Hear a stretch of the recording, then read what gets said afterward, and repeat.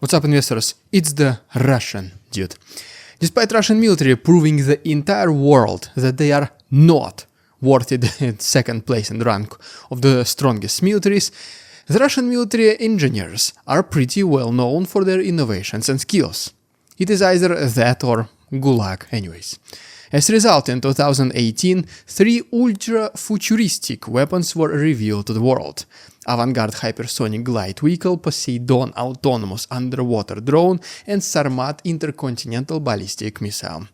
Every supernation highly prioritizes its national defense and spends a lot of money on toys to impress its friends and, most importantly, enemies.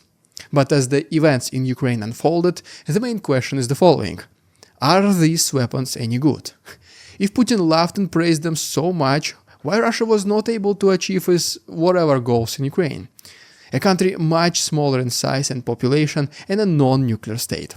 So today, let's talk about these relatively recent Russian developments which got severely overhyped and brought little to no impact. I'll first talk about the specifications of these weapons according to the Russian present data, so just in case, take those things with a grain of salt. After all, if you want to beat the enemy, it is important to know the methods and resources your enemy uses, so that you know how to counter them. One of the biggest mistakes anyone can do is to underestimate your enemy.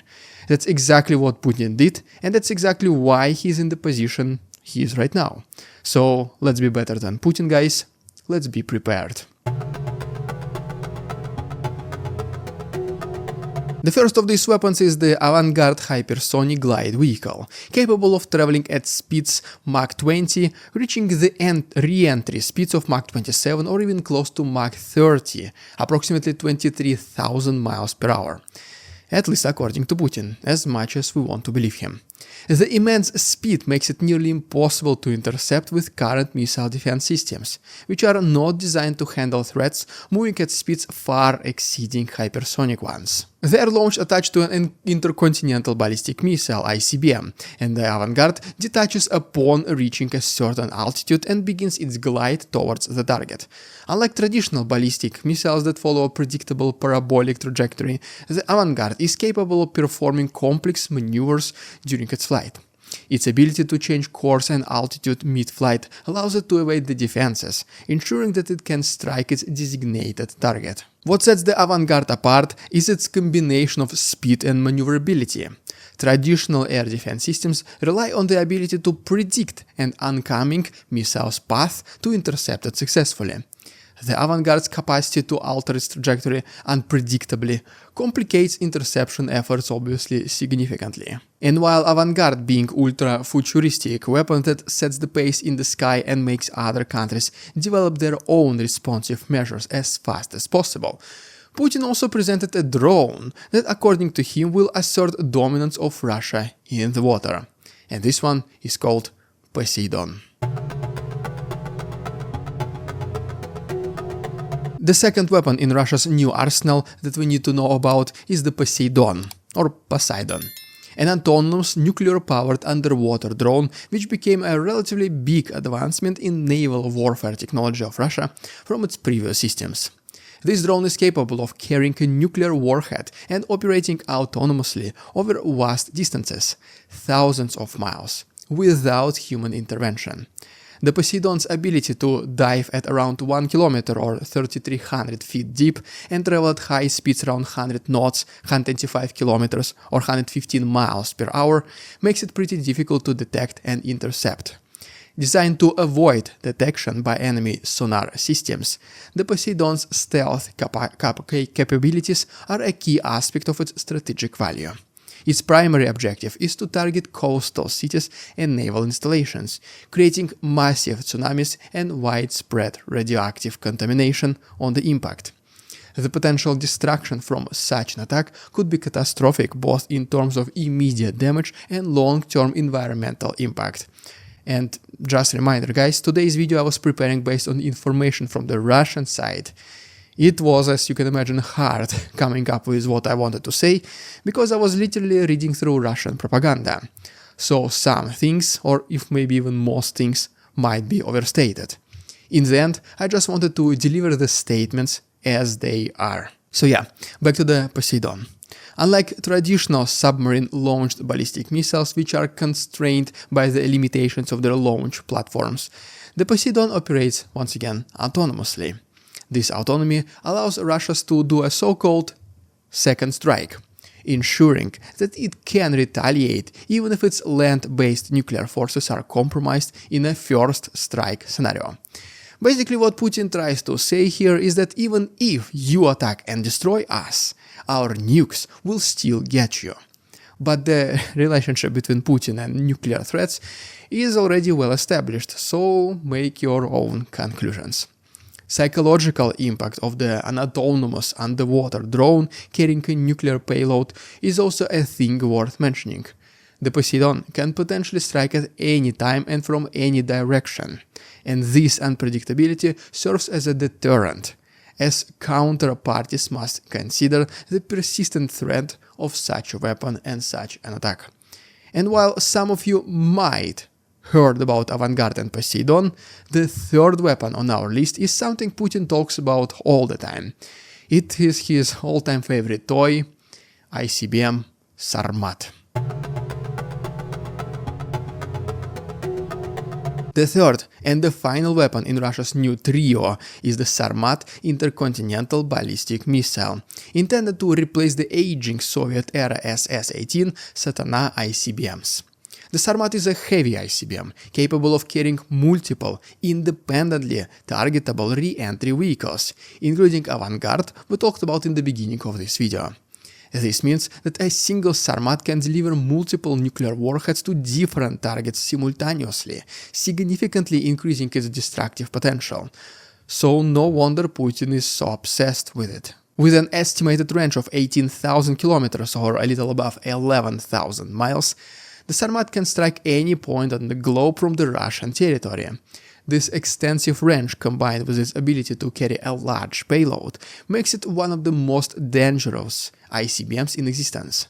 Additionally, the Sarmat can follow a variety of flight paths, including trajectories over the South Pole, and this capability allows it to bypass missile defense systems that are primarily oriented towards the northern hemisphere. The flexibility in flight paths is a crucial aspect of the Sarmat's design. By avoiding heavy monitored areas, the missile reduces the likelihood of detection and interception. The Sarmat's ability to deploy multiple warheads further complicates missile defense efforts, as intercepting several warheads simultaneously is far more challenging than targeting a single one.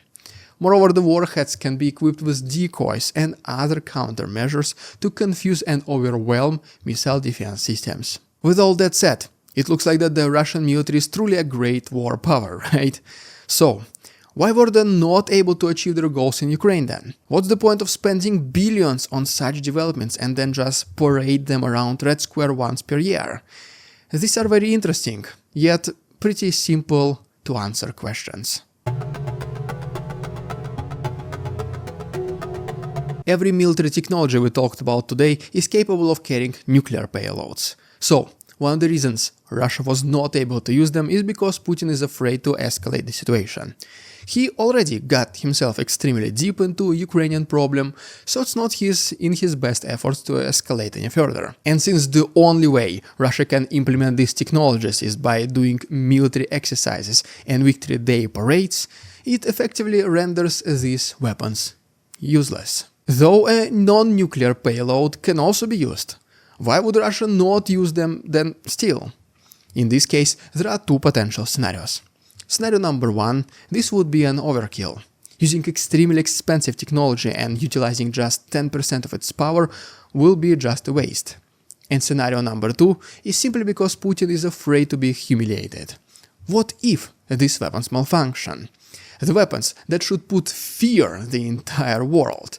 They are the very last barrier that separates Putin from becoming a complete joke in the eyes of other countries, both enemies and even friends.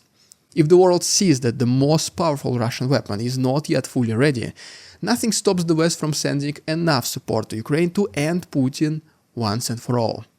Another thing, is that probably the most recently manufactured weapons are of a lower quality than they used to be before the war.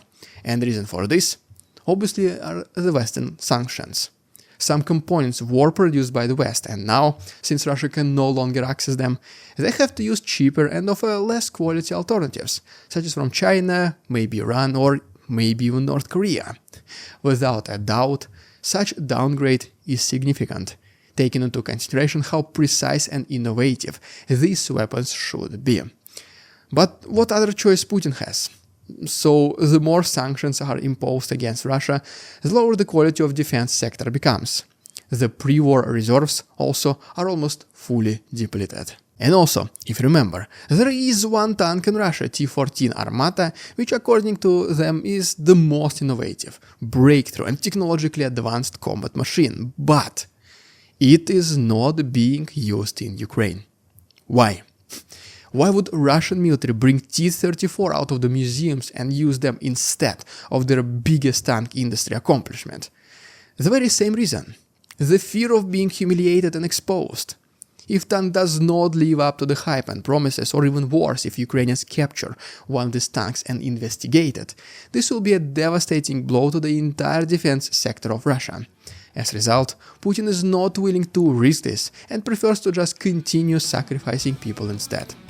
And I personally think this is the same reason why Russia is not using Avangard, Poseidon or Sarmat in Ukraine.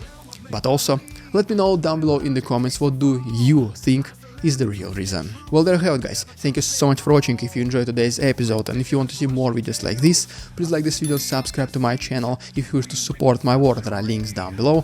Thanks so much and see you tomorrow. We won't succumb to their tricks, the facade they try to sell, their twisted words and feeble claims on us all they cannot quell. We see through their lies, their feeble attempts to sway. We do not believe